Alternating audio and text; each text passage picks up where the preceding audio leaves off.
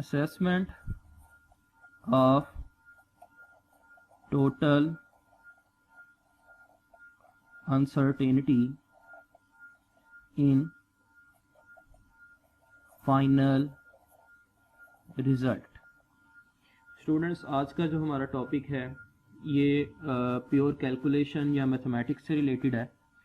इसके अंदर हम ये देखेंगे कि अगर हम कोई भी कैलकुलेशन करते हैं, जैसे हमने कोई भी न्यूमेरिकल लेट से सॉल्व किया या कोई भी क्वेश्चन सॉल्व किया, तो उसके अंदर हमारे पास जो फाइनल रिज़ल्ट आता है, उस फाइनल रिज़ल्ट के अंदर कितनी कमी बेशी या कितनी अनसर्टेनिटी जो है वो पाई जा सकती है। यहाँ पे वर्ड जो है वो इस्तेमाल हो रहा है अनसर्टेनिटी का। अनसर्टेनिटी का मतलब होता है कि मैयड वैल्यू के अंदर पाई जाने वाली कोई भी कमी बेशी। मतलब मैंने अगर कोई भी वैल्यू मैयर की है तो उस वैल्यू के अंदर से कितनी वैल्यू कम हो सकती है या फिर कितनी वैल्यू ज़्यादा हो सकती है, और इस अनसर्टेनिटी को हम प्लस माइनस के साइन के साथ शो करते हैं। जैसे हम यहाँ पे एक एग्जांपल लेते हैं। लेट से मैंने अगर एक चीज़ की लेंथ को मैयर किया और वो निकली 20 सेंटीमीटर्स, लेकिन ये 20 सेंटीमीटर्स जो है ये एग्जैक्ट वैल्यू नहीं थी, बल्कि इसके अंदर कुछ कमी बेशी पाई जाती थी, तो मैं उसकी कमी बेशी को किससे शो करूंगा? प्लस माइनस 1 सेंटीमीटर से। इसका क्या मतलब होगा कि उसकी मैयड वैल्यू तो 20 है, लेकिन उसके अंदर या तो 1 सेंटीमीटर वैल्यू ज़्यादा हो सकती है, प्लस का मतलब, और माइनस का मतलब क्या है कि 1 सेंटीमीटर उसके अंदर वैल्यू क्या हो सकती है? कम हो सकती है। तो ये जो प्लस माइनस के साथ हमने वैल्यू लगानी है, इसको हम अनसर्टेनिटी कहते हैं। हमें कैसे पता चलेगा कि हमारी मैयड वैल्यू के अंदर टोटल अनसर्टेनिटी कितनी पाई जाती है और वो कैसे निकाली जाती है, वो हम आज के इस टॉपिक के अंदर देखेंगे। तो स्टूडेंट्स, जब भी हम कोई कैलकुलेशन करते हैं तो उसके अंदर हम मुख्तलिफ कैलकुलेशंस जो हैं वो लेते हैं। जैसे हम एडिशन भी करते हैं, सब्ट्रैक्शन करते हैं, मल्टीप्लिकेशन, डिवीजन वगैरह। तो हम सारे के रूल्स जो हैं वो बारी बारी पढ़ेंगे और देखेंगे कि इन तमाम के अंदर जो है वो हम किन रूल्स की मदद से ये टोटल अनसर्टेनिटी जो है उसका पता लगा सकते हैं। तो सबसे पहले हमारे पास जो केसेस हैं, इसमें फर्स्ट वाला केस आता है in case of addition and subtraction. इसका क्या मतलब हुआ कि अगर हम फर्ज करें कि दो वैल्यूज को ऐड कर रहे हैं, जमा कर रहे हैं, या उन दोनों को सब्ट्रैक्ट कर रहे हैं यानी कि माइनस कर रहे हैं, तो उस केस के अंदर हमारे पास टोटल अनसर्टेनिटी निकालने का तरीक़ेकार क्या होगा। तो इसमें हम कैसे निकाल सकते हैं कि their absolute uncertainties are added. ये लाइन जो है ये आप लोगों ने हमेशा जहन में रखनी है कि जब भी हम दो वैल्यूज को ऐड करें या उन दो वैल्यूज को सब्ट्रैक्ट करें, तो जो उन वैल्यूज की एब्सोल्यूट अनसर्टेनिटीज होंगी उनको हम हमेशा आपस में क्या करेंगे? ऐड ही करेंगे। जैसे हम यहाँ पे जो है वो एक एग्जांपल लेते हैं जिससे आपको इसका टोटल जो है वो क्लियर हो जाएगा।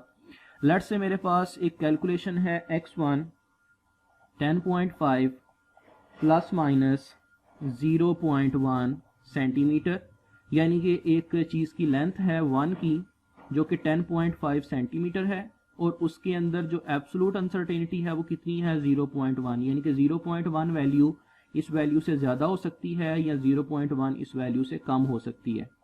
और एक दूसरी चीज़ की लेंथ है x2 और ये है 26.8 प्लस माइनस 0.1 सेंटीमीटर। तो ये देखें, दो चीज़ों की मेरे पास लेंथ मौजूद है, x1 और x2, और रिक्वायर्ड ये है कि आपने x फाइंड करना है जो कि x2 में से x1 को माइनस करके निकाला जाए। यानी कि आपने यहाँ पे सब्ट्रैक्शन वाला जो है वो इस्तेमाल करना है कि हमने इन दो वैल्यूज़ को सिंपली आपस में सब्ट्रैक्ट करना है। तो देखिए, हम बहुत आसानी के साथ इन दोनों को सब्ट्रैक्ट कर सकते हैं और इनकी एब्सोल्यूट अनसर्टेनिटी जो है फाइनल रिजल्ट के अंदर वो भी पता लगा सकते हैं। और वो कैसे होगी? सिंपली आपने 26.8 में से 10.5 को माइनस करना है। 26.8 माइनस 10.5, तो इसका आंसर जो है वो हमारे पास क्या आ जाएगा? 16.3। अब इन वैल्यूज का क्या होगा? Plus minus 0.1 and plus minus 0.1। तो जैसे कि ऊपर लिखा गया है कि जो एब्सोल्यूट अनसर्टेनिटीज हैं उनको हमेशा हमने क्या करना है? ऐड ही करना है। तो इसका मतलब ये होगा कि चाहे आप इन दोनों वैल्यूज को ऐड करें, चाहे इन दोनों को सब्ट्रैक्ट करें, इनकी ये जो एब्सोल्यूट अनसर्टेनिटीज हैं वो हमेशा आपस में क्या होंगी, ऐड होंगी। तो 0.1 प्लस 0.1 हमारे पास क्या आ जाएगा, प्लस माइनस 0.2 सेंटीमीटर्स। तो इसका मतलब ये हुआ कि रूल नंबर 1 आपने पढ़ लिया कि अगर आपने दो वैल्यूज को ऐड करना है या उन दोनों को सब्ट्रैक्ट करना है तो उनकी जो एब्सोल्यूट अनसर्टेनिटीज हैं उनको हम हमेशा आपस में क्या करेंगे, ऐड ही करेंगे। बाकी जो वैल्यूज हैं उनको आप सिंपल एडिशन या सब्ट्रैक्शन कर सकते हैं, लेकिन जो एब्सोल्यूट अनसर्टेनिटीज हैं उनको हमेशा आपस में ऐड ही किया जाता है। सेकंड केस हमारे पास आता है in case of multiplication and division. आप किसी भी कैलकुलेशन के अंदर दो वैल्यूज को मल्टीप्लाई भी कर सकते हैं या उनको डिवाइड भी कर सकते हैं। तो मल्टीप्लिकेशन का और डिवीजन का रूल जो है वो हमेशा सेम ही निकलेगा, और इसका रूल हमारे पास क्या है कि their percentage uncertainties are added. आपने हमेशा इसके अंदर ये वाली लाइन याद रखनी है कि जब भी आप दो वैल्यूज को नजर आ रहा है कि आप दो वैल्यूज को मल्टीप्लाई कर रहे हैं या उन दोनों को डिवाइड कर रहे हैं, तो आप उस न्यूमेरिकल के अंदर क्या करेंगे कि उनकी टोटल अनसर्टेनिटी निकालने के लिए जिन वैल्यूज को मल्टीप्लाई या डिवाइड कर रहे हों उनकी आपने परसेंटेज अनसर्टेनिटी निकालनी है। परसेंटेज अनसर्टेनिटी निकालने के लिए तरीकेकार हमने लास्ट लेक्चर जो है उसके अंदर नोट किया था, तो आपने उसी तरीके से परसेंटेज अनसर्टेनिटी निकालनी है, और जो उनकी परसेंटेज अनसर्टेनिटीज आएंगी उनको आपने सिंपली आपस में क्या कर देना है, ऐड कर देना है। फॉर एग्जांपल हम यहाँ पे एक बहुत ही आसान सी एग्जांपल लेते हैं। आप लोगों ने ओहम्स लॉ जो है वो पढ़ा होगा। ओहम्स लॉ क्या होता है, V is equals to I R. अब अगर फर्ज करें कि आपको रेजिस्टेंस निकालने के लिए कहा जाए कि आप रेजिस्टेंस निकालें, तो आपको कैसे आप फाइंड कर सकते हैं, आप आई को इधर जाके मल्टीप्लाई कर देंगे तो रेजिस्टेंस का फार्मूला आ जाएगा V डिवाइडेड बाय आई। मतलब रेजिस्टेंस निकालने के लिए हमें वोल्टेज और करंट इन दोनों को आपस में डिवाइड करना पड़ेगा।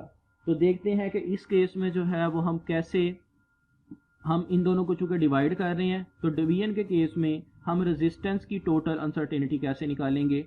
हम सबसे पहले वोल्टेज की परसेंटेज अनसर्टेनिटी निकालेंगे, फिर करंट की वो परसेंटेज अनसर्टेनिटी निकालेंगे, और जो भी इन दोनों की परसेंटेज अनसर्टेनिटीज होंगी उनको हम सिंपली आपस में ऐड कर देंगे। जैसे फर्क है कि हम यहाँ पे एक एग्जांपल ले लेते हैं। हमें वोल्टेज जो है वो गिवन है, क्योंकि हमें दो चीज़ें चाहिए रेजिस्टेंस निकालने के लिए। तो फर्ज करें कि वोल्टेज की वैल्यू है 5.2 प्लस माइनस 0.1 वोल्ट, यानी कि इसकी वैल्यू 5.2 है, और इसमें जो अनसर्टेनिटी एब्सोल्यूट पाई जाती है वो कितनी है, 0.1। और करंट की वैल्यू है 0.84 प्लस माइनस 0.05 एम्पियर्स। अब यहाँ पे हमने करना क्या है, सबसे पहले कि वोल्टेज की और करंट की इन दोनों की परसेंटेज अनसर्टेनिटीज निकालते हैं। तो बारी बारी निकालते हैं, कैसे निकलेगी। सबसे पहले मैं परसेंटेज अनसर्टेनिटी जो है ये फाइंड करता हूँ वोल्टेज की। तो हमने लास्ट लेक्चर के अंदर परसेंटेज अनसर्टेनिटी का फार्मूला पढ़ा था कि least count divided by measured value multiplied by 100। तो लीस्ट काउंट जो है वो हमारे पास वोल्टेज के केस में है, यानी कि एब्सोल्यूट अनसर्टेनिटी 0.1, वैल्यू है हमारे पास 5.2, और इसको हम किससे मल्टीप्लाई करेंगे, 100 के साथ। तो हमारे पास इसकी जो परसेंटेज अनसर्टेनिटी है ये निकल आएगी तकरीबन 2%। अब हम परसेंटेज अनसर्टेनिटी निकालते हैं करंट की। तो करंट के लिए भी सेम हम फार्मूला यूज करेंगे, least count divided by measured value multiplied by 100। तो लीस्ट काउंट जो है वो इसका हमारे पास मौजूद है 0.05, और इसकी मेजर्ड वैल्यू है 0.84।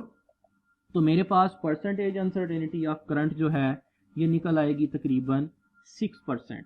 तो देखें आपने दोनों चीज़ों की परसेंटेज अनसर्टेनिटी फाइंड कर ली, परसेंटेज अनसर्टेनिटी ऑफ वोल्टेज जो कि निकली 2% और परसेंटेज अनसर्टेनिटी ऑफ करंट जो कि कितनी निकल आई है 6%। तो अकॉर्डिंग टू रूल अब हम क्या करेंगे कि मल्टीप्लिकेशन और डिवीजन के केस में क्या करते हैं कि परसेंटेज अनसर्टेनिटीज को आपस में क्या किया जाता है, ऐड किया जाता है। तो हम अगेन यहाँ पे जो है वो ओहम्स लॉ इस्तेमाल करते हैं। ओहम्स लॉ के मुताबिक अगर हम रेजिस्टेंस निकालना चाह रहे हैं तो उसकी क्या वैल्यू होती है, V डिवाइडेड बाय I।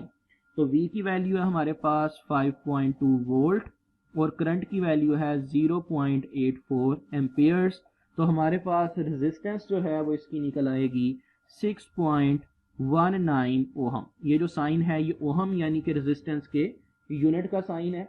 अब इसके साथ हमने टोटल अनसर्टेनिटी अगर निकालनी है तो वो हम कैसे निकाल सकते हैं और वो कैसे निकलेगी, हमने यहाँ पे दोनों की यानी कि करंट और वोल्टेज दोनों की परसेंटेज अनसर्टेनिटीज को ऐड कर देंगे। तो ये आ जाएगी 6.19 प्लस माइनस 6 जो है वो करंट की थी और 2 थी हमारे पास वोल्टेज की।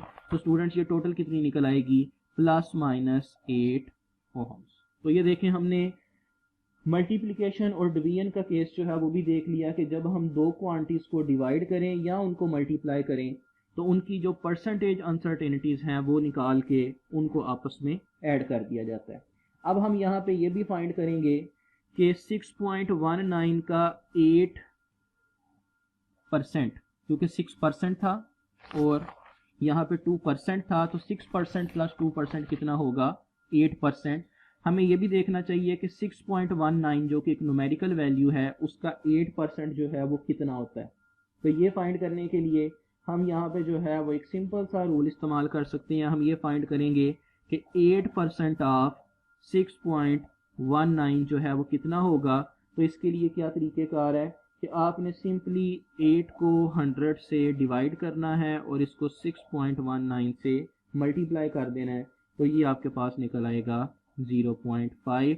तो यही वाली वैल्यू हमारे पास जो है वो फाइनल रिजल्ट क्या आएगा 6.19 प्लस माइनस 0.5 ओहम।